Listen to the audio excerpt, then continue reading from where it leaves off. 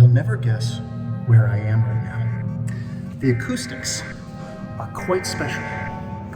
It's the same place that the pharaoh Khufu may have been buried for about 3 centuries. I'm in the Great Pyramid of Khufu on the Giza Plateau, and this is going to be the best episode on this channel yet. And if it's your first time watching, welcome. This is Papyrus Pundit, and I have reached the pyramids. Now, I have been asked by some researchers to take some high-resolution photographs of the Great Pyramid of Khufu. That's the big one. It's actually not the one behind me that looks big, but the one behind that. There's a couple different specific portions of the pyramid that I've been asked to photograph. This is obviously for free. It's not like I charge for this. It's just a strictly volunteer mission here. The Portcullis chamber and the non-weight-bearing stone that is present inside the King's Chamber of Khufu. For instance, an example of a weight-bearing stone would be this lintel block right here that's upholding this doorway. And if we look, the lintel spans across both sides. And that's the same thing that we're looking at with the stone inside the King's Chamber. Is it a doorway to one of the pyramid's hidden chambers, the Great Void, discovered in 2016? Is this a way, a blocked passageway, which would lead us to that chamber, as well as the gigantic granite plugs at the bottom of the ascending passageway of Khufu? And we have right here the plug stones. One of them has been broken in half. But the reality is that photography inside the pyramids remains restricted. Basically, for economic reasons, you're just not really allowed to take high-resolution videos or photos and bring in lights. The interior of the Great Pyramid of Khufu is poorly lit for a reason, because they want you in and out of there. They want you, no videos, they want you to go in, pay the 900 Egyptian pounds to go inside, and then get out as fast as possible. As many people as they can fit through the Pyramid of Khufu per day is best to make the most money. But of course, this contradicts like the actual research that needs to be conducted, and which has really never been conducted. One of the craziest facts about the Great Pyramid of Khufu, or about all 3 of these pyramids, is that they have not actually been properly scanned, examined, and measured using modern scientific techniques. It's not since the 1980s that anyone has conducted serious scientific research, other than the Big Void discovered by the Scan Pyramids project in like 2016, 2017.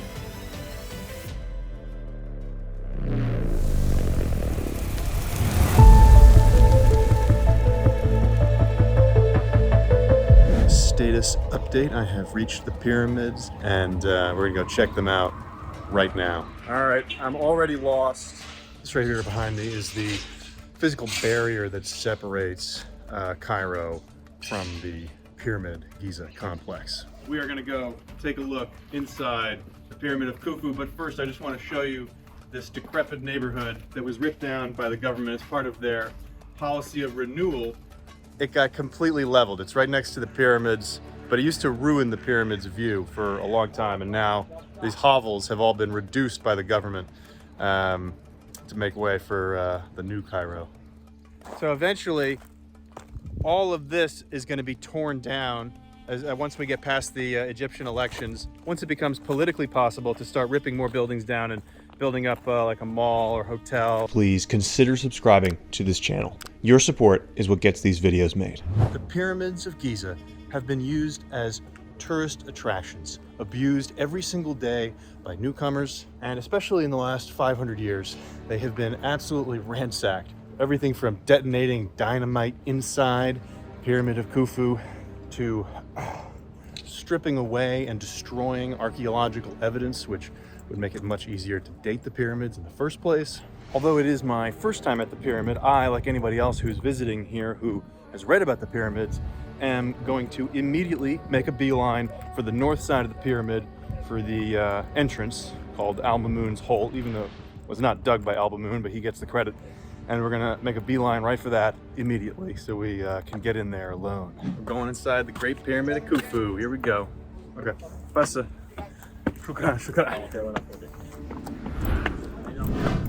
So my first instinct was go all the way up to the actual entrance, but unfortunately it seems like we're going into Al-Mamun's Hole, which is a really great name for an entrance. Let's go in.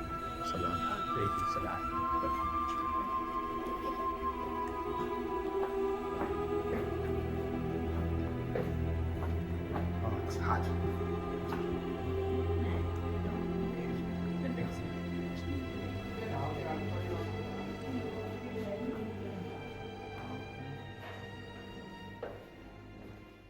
So we're coming down through Al-Mamun's hole.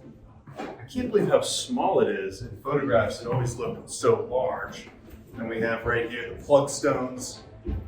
One of them has been broken in half.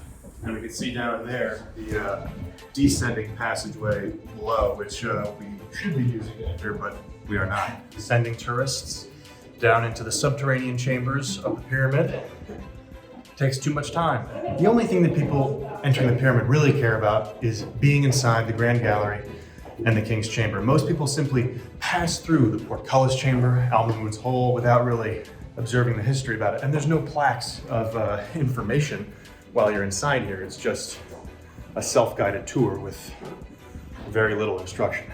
Now, this is one of the biggest mysteries of the Pyramid of Khufu right here.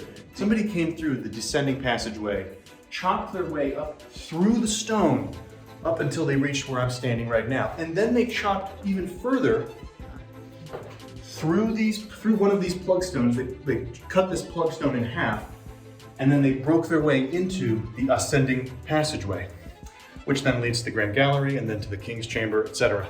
Now, if they did that, which it seems they did, then why would they need to dig an entirely separate passageway, which we call Al-Mamun's hole, right behind me, dug into the actual structure of the pyramid after it was built?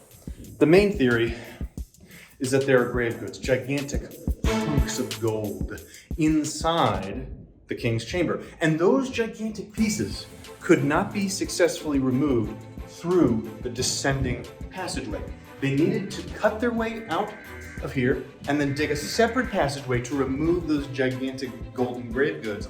And that's why this really enormous passageway was dug. Now, this passageway has been widened over the centuries, so 1,200 years ago, this passageway was probably a lot thinner, but it's still larger than the descending passageway, which is the main entrance to the pyramid. Remember, the main entrance to the pyramid has never been a secret. Everybody knows that the entrance to the pyramid is on the north side of the pyramid, and that's been known for thousands of years, ever since the construction of the pyramid. It was never a mystery to anyone where the entrance might be located. But the question of how to remove certain grave goods necessitated, it seems, the building of this short passageway. Now, digging Al-Mamun's hole would have been very difficult initially, but keep in mind that this passageway has been widened many times over the centuries to help get more tourists into the pyramid and thus make more money. So once again, the history is lost. The most interesting part of Al-Mamun's hole, this passageway, is this rock right here, actually, or the corner that was turned. Now, the passageway isn't straight. It actually goes around this turn, and because of that, we know that the passageway was not dug by one end, but by two ends. Starting at the descending passageway right here, there would have been one digger, and starting at the actual exitway, the actual exterior of the pyramid, there would have been another digger. And the two would have met in the middle, and this rock right here is where the two diggers would have actually met and connected the two tunnels. Now I'm headed up the ascending passageway. It is tight in here. This is wonderful. I'm gonna go up as fast as I possibly can. There's no reason to stay inside here any longer than I actually absolutely have to. Oh, no video. Oh, understood, right. And a photo, yeah. Now at the top of the ascending passageway, we come out into the Grand Gallery. This is the Grand Gallery, folks. 30-foot high ceilings. And right here, in the bottom of the Grand Gallery, man, I'm winded. That was a hard climb. That's crazy. Is what we call the well shaft. A mysterious tunnel dug for what reason, we don't know. At the bottom of the Grand Gallery, we have Queen's Chamber and the top of the well shaft, which has basically been sealed up because they don't want people asking questions about it or anything. It's just a waste of time. It's the same reason why the Queen's Chamber is all sealed up. You're not allowed to go inside because it just wastes everybody's time. This slot behind me is the slot through which the plug stones would slide into place, all three of them. It's really unclear if there were more plug stones, and at what point did they actually slide down the Grand Gallery and seal these upper chambers? Did that happen at the end of the construction phase, or did that happen much later?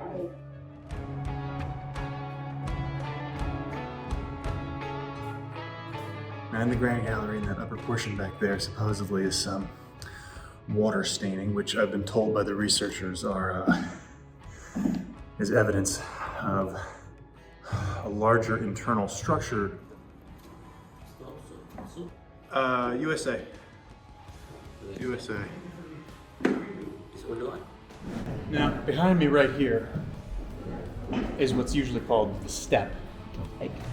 I forget what it's called. My head is still light, I've been here for too long. But basically, this is the exact center point of the entire pyramid. Not the King's Chamber, which is where we're about to go. Now, the notch. The original purpose of the notch, according to some theories like the one proposed by Jean-Pierre Houdin, is as one of the surfaces over which the ropes of the main counterweight system would have wound.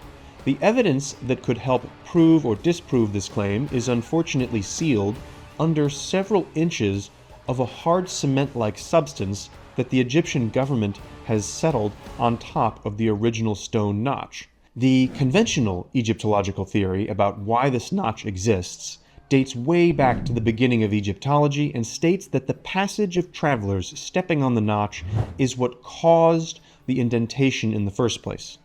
I don't buy this, however, because of the shape of the notch in the photos and because I've seen many stones worn down by travelers' feet in this country, and these photos don't look similar. If we look up on the ceiling here, we can see this goes to the relieving chambers that were blasted 102 years ago by the British. Although it's called the Grand Gallery, there's really only evidence to show that it serves a construction purpose, not any kind of real ceremonial purpose. Now, here in the Grand Gallery, basically it's believed that directly above us is another Grand Gallery, a second Grand Gallery. Here in the Grand Gallery, which leads into the King's Chamber. The footage you're watching now is of a friend poking an iPhone up into the Portcullis chamber. No, I didn't do this part because it's questionable, legally questionable, and I didn't want to get into trouble. The footage did not come from me, and I take no responsibility for it, etc. The footage you're seeing is of a camera being hoisted up into the space of the Portcullis chamber. This is a void space left over from where the Portcullis stones used to be. They're all gone now. They were smashed up over the course of thousands of years. Here are some diagrams to give you an idea of what the space originally looked like when the Portcullis stones were in place. Without lighting and proper cameras, you can't see the space properly. And there's no way to get a wide-angle view of this place. It's quite tight in here. Basically, there are some questions online about whether any of these dusty surfaces you're seeing contain pinholes for mechanical systems.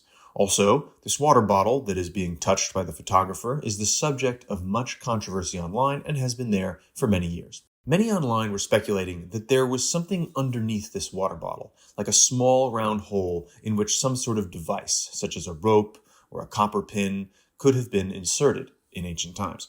Well, now those theories can be put to rest. No pinholes were found by the cameraman.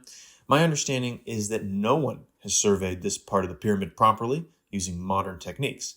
The accumulation of dust in this space supports that assertion. And a lot was accomplished by this. The camera person proved by simple touch that there were no pinholes hiding in the dusty granite of the Portcullis chamber. So this is a real find, though not one made by me, of course. The thing about the Portcullis chamber that doesn't really make sense is that if the portcullis is meant to be raised and lowered, then is it really such a deterrent for tomb robbers? Well, there is such a thing as a short-term deterrent and a long-term deterrent. You see, the portcullis chamber, conceivably, could be only a short-term deterrent, long enough for the king's guards to arrive and prevent tomb robbers from getting in, but not so long that it would stand the test of 5 millennia. This is the King's Chamber.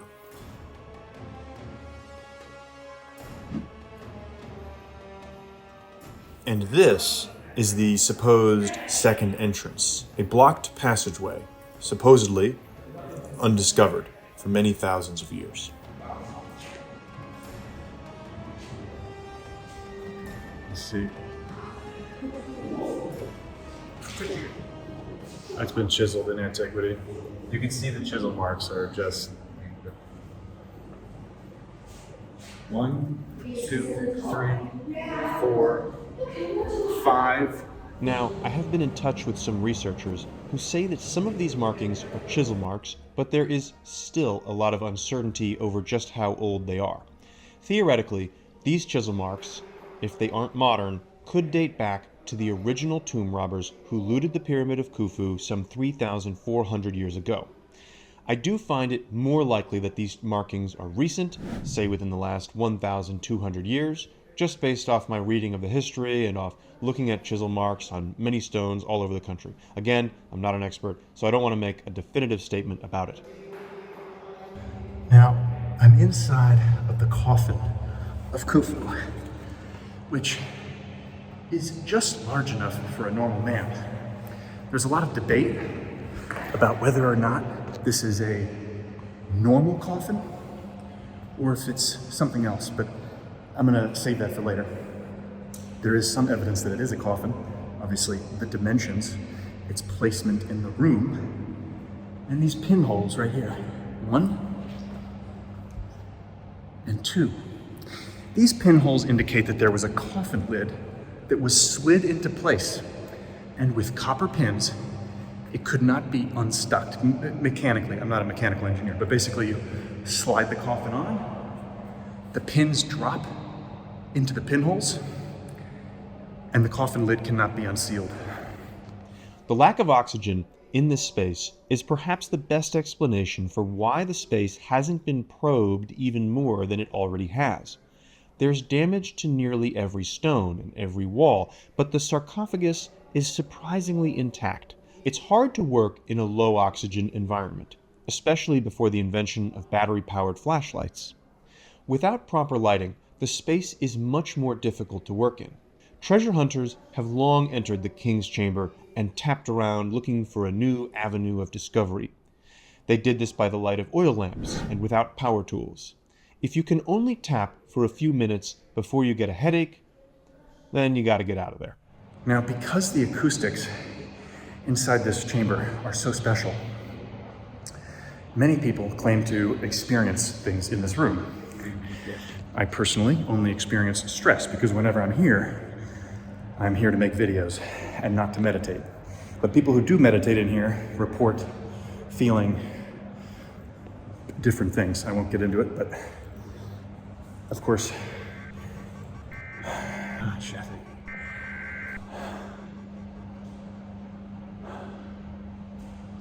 some people, when they come inside this room, they feel nothing and they immediately leave. It's very strange. They climb all the way up the Giza site, all the way up the inside of the pyramid, which is a hard climb. But when they get to this inner chamber, they immediately leave. It's very strange. Now you'll notice that I am extremely sweaty right now, and that's a result of I ran up a hill for 1 kilometer, and then I came all the way up to the top of the pyramid, where I've been having trouble breathing because there's no air in here. I've been in here for more than 15 minutes, which they say you shouldn't do, but I'm just getting so many videos I don't want to stop. Now there is a crack in several of the ceiling stones, which has been there since before the pyramid was actually finished, according to archaeologists.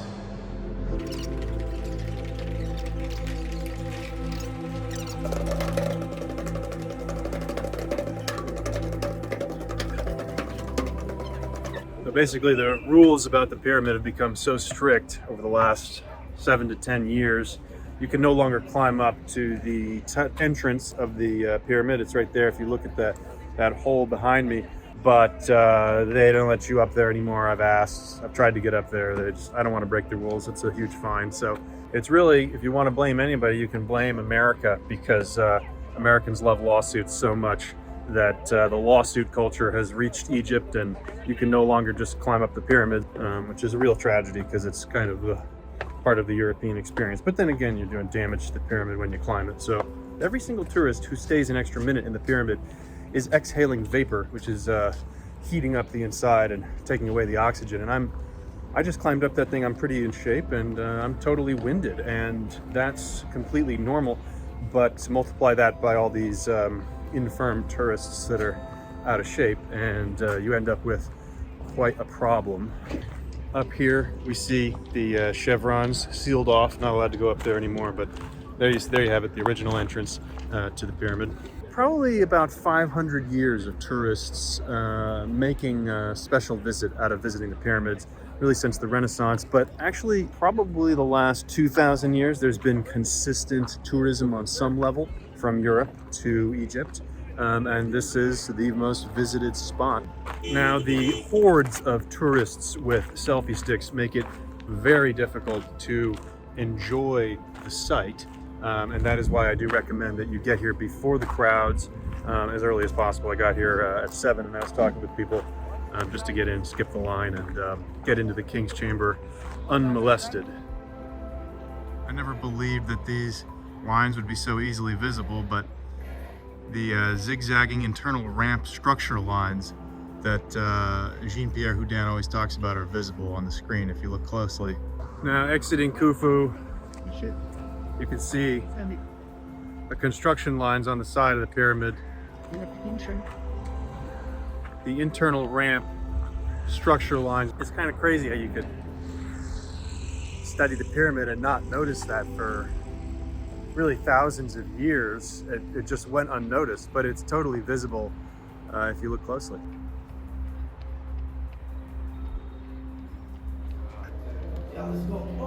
Why do people immediately leave once they arrive in the King's Chamber?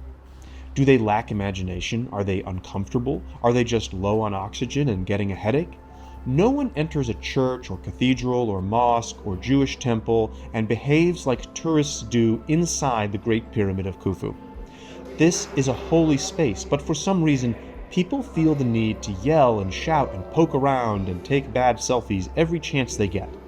Some tourists simply can't stop talking and enjoy the space. The tomb guards make it even worse. They limit your time in the space for health reasons and so they can push you for bribes. The whole thing becomes needlessly stressful. And I realized I'm no different. I have found it hard to calm down and really relax in the space, to try to feel something, to feel what others report but cannot truly share. So today, while I was in the chamber, I took the time to meditate and close my eyes. I won't say how it felt or what it was like being in the space alone for so long, but I will say that it was worth it. Of course, eventually, the crowds arrive and the space becomes tainted. But needless to say, if you ever get the opportunity, I highly recommend visiting the King's Chamber. Many men have wasted away before the mystery of the Khufu pyramid and the coffin behind me. Is it really worth your time? And after spending oh so many days on it, I'm just not ready to. I just don't want to keep going. There's other things to do. So maybe I'm like one of those people who enters the room and then immediately leaves the room because they feel nothing. That's quite possibly exactly the type of person that you are, but you won't know unless you actually go inside. After leaving the pyramid that day, I met a woman named Anna who was walking around and examining the site, and she said the most prescient and true statement. It's a statement I will leave you with, and which I am still thinking of today. What she said to me was that this is a dead place. This is a place whose magic is long gone from this world. Do you agree? Thank you so much for watching. Please, if you haven't already, like, subscribe, and hit that notification bell. It helps me so much. I only have 200 subscribers as of making this video, so it means the world to me when I get a new subscriber at this point. I know which way, don't worry. You got your group, don't worry. Well, it has been quite a journey here in Egypt. making these videos for you guys, and this is just the first episode of about 3 or 4 that I have planned, going through different temples, pyramids in Egypt. The next one is going to be absolutely lit. On the next episode, I'm going to be visiting the forbidden pyramids of Abu Sir, also on horseback. So stay tuned. Shukran. Okay, that's perfect. Actually, let me do one more. Yeah, you rolling?